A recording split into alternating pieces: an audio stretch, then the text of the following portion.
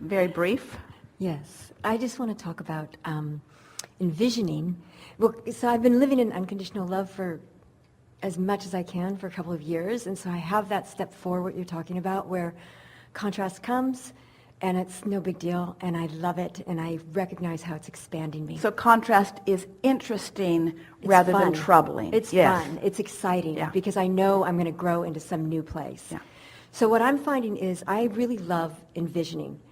And when I do... So what you're saying is, since I know that I've got my vibration going in the right direction. Yeah. So now I like to envision in order to increase the momentum of the positive vibration. Yes. Yeah. Because it gets me really high. Yeah. And I just want to talk about the principles of envisioning, but I also want to talk about envisioning in a mastermind, because that's what's been happening naturally.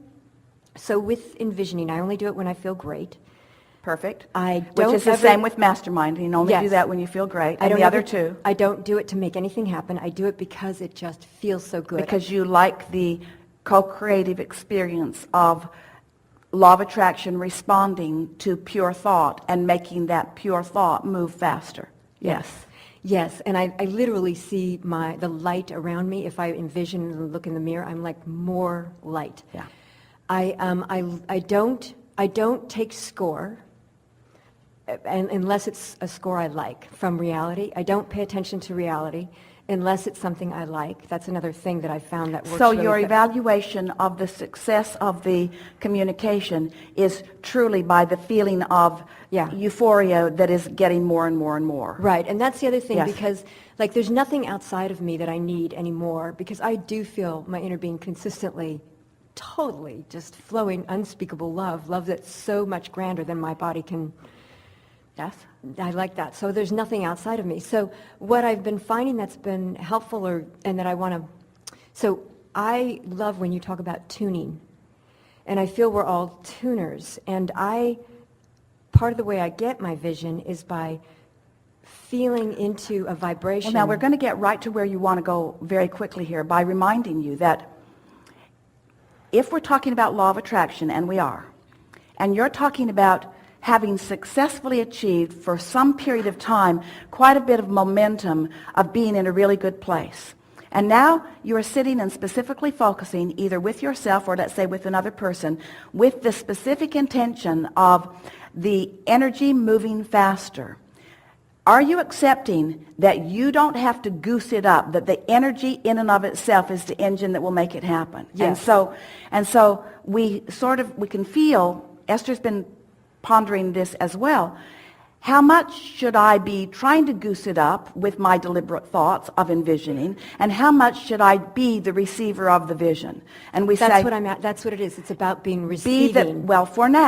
For now, just continue be the receiver of the vision, because when ideas flow, that you'll think it's your idea, and it doesn't matter where the idea originated. You are the translator of the vibration into the idea. Mm-hmm. So what you're reaching for here, just for a little while longer, is just let it flow. Let it flow. You be the realizer of it rather than the orchestrator of it. And once you master that, you will stop doing what almost everybody else does, which is unnecessarily introducing resistance into something that's moving along pretty well. Yeah, I mean, I don't try to goose it up, but I do tune. I say, let myself tune to you, and I feel myself being tuned to a frequency. And do you find that in that tuning, the one of the initial and obvious manifestations of that tuned alignment is you feel really wonderful. Yeah. So it's an emotional recognition, a recognition of really good feeling emotion, and then thoughts begin to waft into your consciousness. Yes, and they're exhilarating to think about. They're thoughts that feel so exciting. And when you are playing with another co-creative partner who, like you, has tuned similarly. So nobody's trying to make anything happen. It's just a couple of you, or maybe more, but two is enough, wanting to allow it to happen, then the dance really begins, because something occurs to one and then the other, and you begin to discover that the two of you have tapped in to the mastermind. Right. That the two of you have tapped in to the collective consciousness that has been generated by all that you have lived. And that, so then one speaks, and then the other, and then the other, and then the other, and then the other. And the advantage of two of you rather than one, that now you can do it by yourself, but the advantage of doing it together, the disadvantage of doing it together is they may not be tuned, or you may not be tuned. There's twice as much opportunity to not be tuned if there's two of you. The advantage is that if you are tuned, you've had twice as much life experience, twice as many questions, twice as much in the vortex that you are allowing. And here's the best part.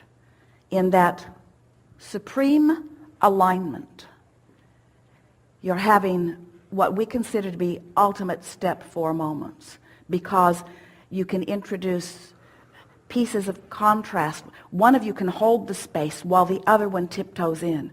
Then the other one holds the space while the other one tiptoes in. You see what we're getting at? Yes. In other words, that's what you were reaching for. In Yeah. other words, that's when alignment shifts from boring and safe to adventurous and thrilling. Yes. This is a really good time for a segment of refreshment. Thank you.